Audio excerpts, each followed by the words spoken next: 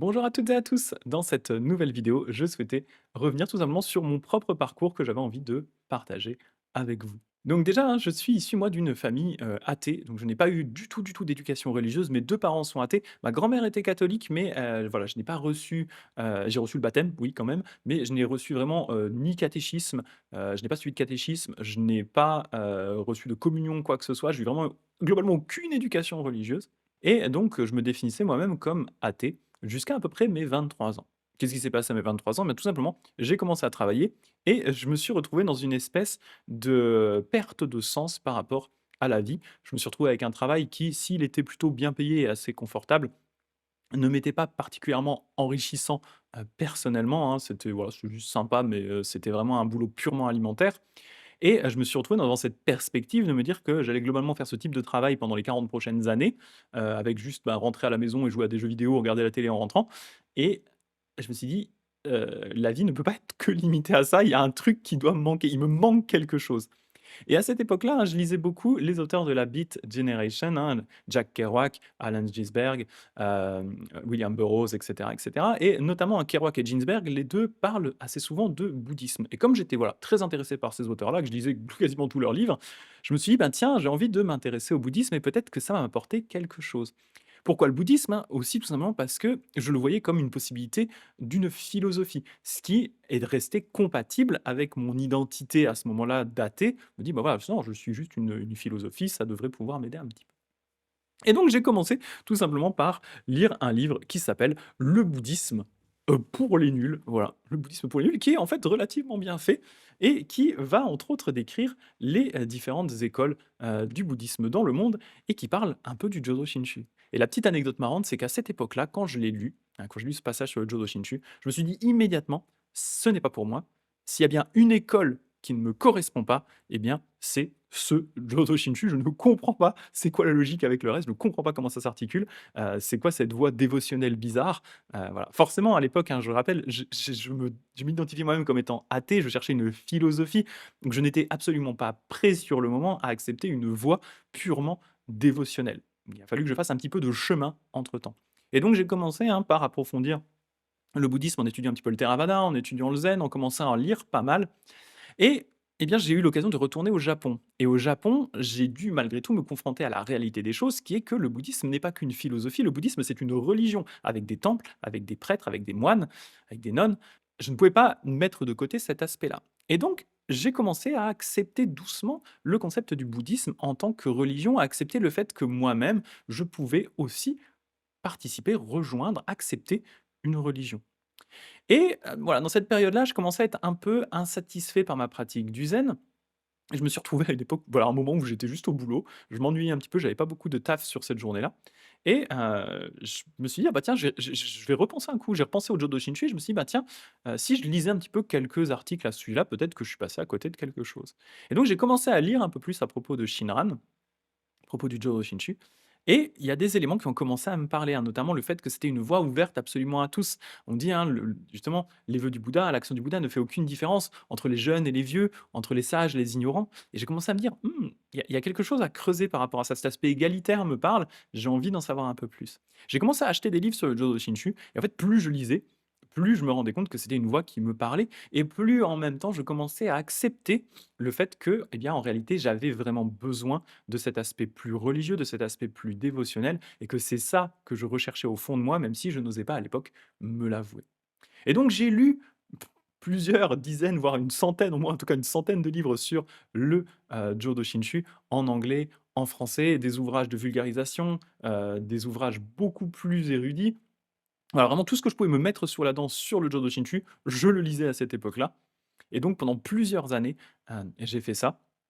Jusqu'à ce que, eh bien, je me rende compte que oui, je suis un pratiquant du Jodo Shinshu, oui, c'est la voie que j'ai envie de suivre. J'ai eu par la suite l'occasion d'aller au Japon pendant, 6 mois en école de langue, hein. J'ai demandé un congé sabbatique à mon entreprise qui a accepté et donc je suis parti à Kyoto. Je disais en école de langue, mais en réalité j'avais un deuxième objectif, un objectif un peu plus secret, qui était le fait de pouvoir rencontrer sur place des enseignants du Jodo Shinshu, pouvoir approfondir ma compréhension du Jodo Shinshu et surtout ne plus être tout seul dans mon coin, voilà, à lire des bouquins en boucle. J'avais besoin vraiment de contact avec d'autres pratiquants et surtout avec des enseignants. Et à cette époque-là, j'ai eu la chance de rencontrer mon sensei, Michael Conway, hein, qui est professeur à l'université Ōtani Daigaku, hein, qui est l'université liée à ma branche du bouddhisme, hein, la branche Shinshu Ōtani. Hein. L'université s'appelle l'université Ōtani, voilà, tout simplement. Et donc il est américain et il enseigne là-bas. Et eh bien, j'ai été mis en contact avec lui. J'avais contacté le Temple Mère en disant: «Je cherche un enseignant, est-ce que quelqu'un pourrait m'aider?» On m'a dit: «Bah, va voir Michael Conway, il devrait pouvoir t'aider» et Michael, avec lui, le courant est immédiatement passé. J'ai tout de suite, eu vraiment un excellent feeling avec lui. Je me suis dit: «Waouh, c'est vraiment quelqu'un qui est beaucoup plus érudit que moi, mais qui a une approche qui me parle» et voilà, on est devenus vraiment tout de suite, amis et il a accepté, hein, de me faire participer à plusieurs groupes d'études, directement à l'université, d'Otani et grâce à lui, eh bien, j'ai pu recevoir ce qu'on appelle le Kikyoshiki, hein, participer à cette cérémonie qui fait de vous officiellement un membre d'une branche du bouddhisme, Jodo Shinshu. Et d'ailleurs, j'insiste à ce sujet-là, hein, j'en avais parlé dans cette vidéo sur comment devenir bouddhiste. Le Kikyoshiki n'est pas une obligation pour faire de vous des bouddhistes Jodo Shinshu. À partir du moment où vous suivez les enseignements de Shinran, vous êtes des bouddhistes Jodo Shinshu. Vous n'avez pas besoin de ce Kikyoshiki. Le Kikyoshiki, c'est vraiment si vous avez envie d'une certaine façon de l'officialiser auprès d'une branche spécifique du Jodo Shinshu. Ça peut être la branche Ongwanjiha, ça peut être la branche Shinshu Otaniha. Voilà, c'est juste pour l'officialiser. Et moi qui avais dans mes lectures vraiment accroché aux enseignements des penseurs modernes de la branche Shinshu Otaniha, comme Kyoza Manchi, Soga Ryojin, Yasuda Rijin, etc. J'avais envie vraiment de recevoir le Kikyoshiki dans cette branche spécifique. Je voulais faire partie de cette tradition. Et grâce à ça, enfin grâce à Michael, grâce à mon sensei, hein, on a pu organiser ça quand j'étais à Kyoto. Et donc à ce moment-là, j'ai reçu le Kikyoshiki. Mais pour moi, ce Kikyoshiki, ce n'était qu'une étape. Parce qu'à ce moment-là, j'étais déjà vraiment impliqué dans les enseignements du Jodo Shinshu et je souhaitais le partager en France. J'ai donc commencé à créer un petit site web, hein, mon site web jodoshinshu.fr. J'ai commencé à écrire des articles dessus.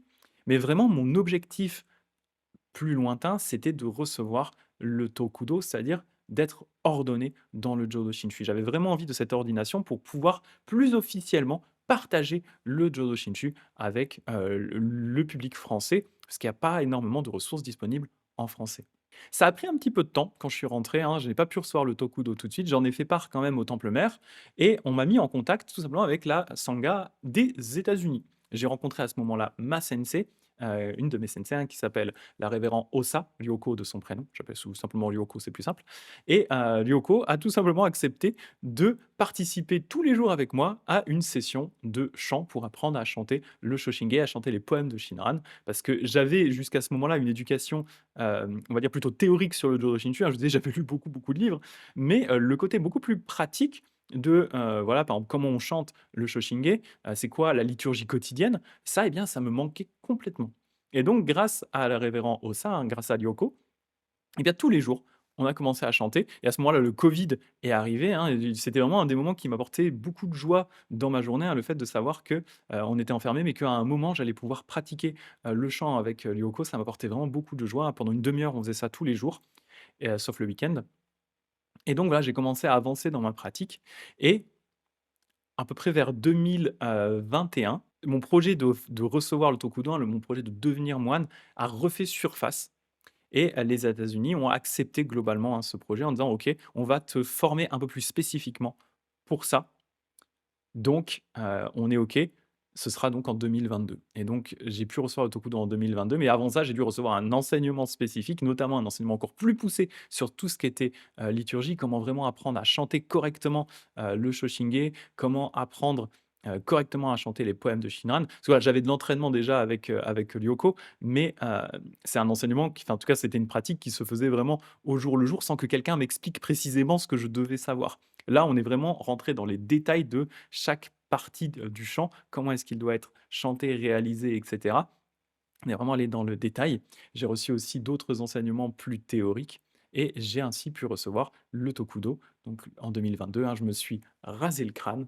Voilà, je vous montre les belles photos, hein. Je me suis rasé le crâne et j'ai pu devenir officiellement Bonze Jodo Shinshu. Mais le Tokudo, en réalité, hein, dans, on va dire, la majeure partie des cas, hein, la façon dont ça se passe au Japon, le Tokudo, c'est censé être une première étape. C'est-à-dire que des enfants de 8 ans peuvent recevoir, dans ma branche Shinshu Otaniha, peuvent recevoir le Tokudo. En général, là, c'est juste des fils ou des filles de temple, hein, qui sont amenés à reprendre le temple plus tard. Mais voilà. En gros, avec le Tokudo, normalement, on est plus un assistant bonze. On est officiellement moine, hein, on est officiellement moine, on s'est rasé le crâne, on a vraiment, on est des moines, on est des bonzes, mais on a plus ce statut un peu de, bonze débutant, un peu de novice d'une certaine façon, hein, d'assistant, que réellement de moine qui est apte à enseigner.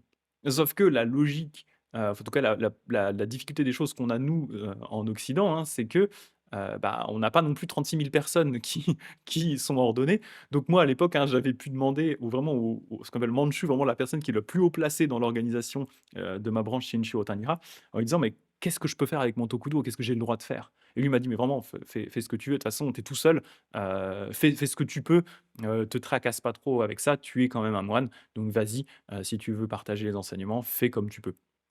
Donc c'est pour ça que j'ai commencé à créer, voilà, ma chaîne Twitch, la chaîne YouTube qui allait avec et cetera, pour partager le Jodo Shinshu, même si en théorie je n'étais que moine ou bonze niveau 1.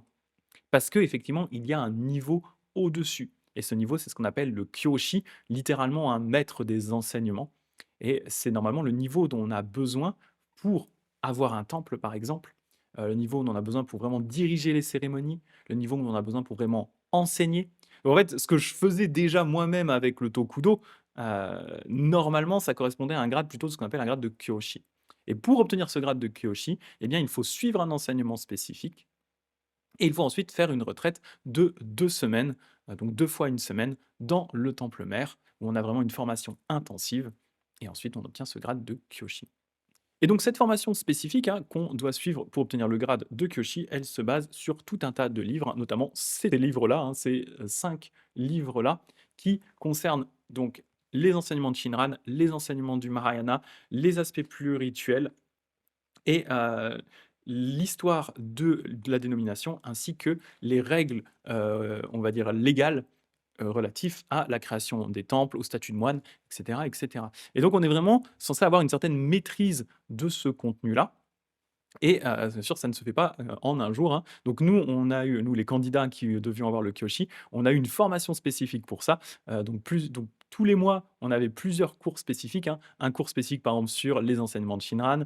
On avait surtout un cours très spécifique sur tout ce qui est rituel, donc comment, porter les vêtements de moine, quels vêtements de moine on doit porter dans quelle situation, comment s'occuper des différents, objets qu'on va retrouver sur l'autel, dans un temple, et surtout comment chanter les différentes parties. On en avait déjà un peu abordé cet élément-là pour le Tokudo, hein, quand je suis devenu moine, mais là, on va vraiment pousser ça beaucoup plus loin, apprendre des, liturgies, des cérémonies plus spécifiques qui vont être un peu plus formelles. Donc on va vraiment travailler tous ces éléments-là et donc on a commencé à faire ça de mon côté à partir de globalement 2023. 2023 et donc on a travaillé, travaillé, travaillé tout ça, jusqu'à ce que je puisse faire ma première semaine de Kyoshi en 2025, en septembre 2025 et pa dans la foulée, la deuxième semaine de Kyoshi que j'ai faite là en janvier 2026 et donc suite à ces 2 semaines-là, eh bien, j'ai pu devenir officiellement un moine, ce qu'on appelle complètement ordonné, hein, et donc un moine donc Kyoshi, un moine de si vous voulez de niveau 2, en tout cas le niveau dont j'ai normalement vraiment besoin pour partager avec vous ces enseignements. Et donc si vous voulez un petit peu plus d'infos, hein, sur, les retraites bouddhistes, hein, la façon dont ça se passe, c'est pas du tout ce que les gens imaginent où ils disent: «Oh bah, on va se poser, méditer, ça va être calme et tout». En fait, ces retraites, hein, d'une semaine, c'est des retraites très intensives où vraiment, en gros, on se lève à 6 heures du matin, de 6 heures à 6h30, on fait le ménage, on se prépare, on doit s'habiller avec nos robes de moine. On passe vraiment toute la semaine, hein, habillé en robe de moine, sauf quand on dort. Ensuite, 6h30, on va se préparer pour la cérémonie du matin. 7 heures, on a la cérémonie du matin. 8 heures, on mange. 8h30, on a un cours vraiment théorique. Ensuite, de 9h30 à midi, on discute de ce cours théorique. On mange. L'après-midi, on a un cours de 1 ou 2 heures sur le shōmyō, hein, et les rituels, donc vraiment le chant et les rituels. Ensuite, on va avoir un autre groupe de discussion, on va avoir du ménage à réaliser, on va ensuite rediscuter à nouveau, des différents enseignements, on va manger, on va continuer à discuter de ces enseignements jusqu'à 9 heures du soir et ensuite à 9 heures, eh bien, on a le droit d'aller, prendre un bon petit bain chaud pour se détendre et aller faire dodo. Donc en fait, de 6 heures du matin jusqu'à 21 heures, on est globalement actif non-stop avec presque pas de pause au milieu et les journées se répètent ainsi de la même façon. Sachant qu'en plus, le dernier soir, eh bien, on a, hem, un rapport qu'on doit écrire, hein. Donc à 21 heures, on nous donne le sujet du rapport et on doit écrire un rapport.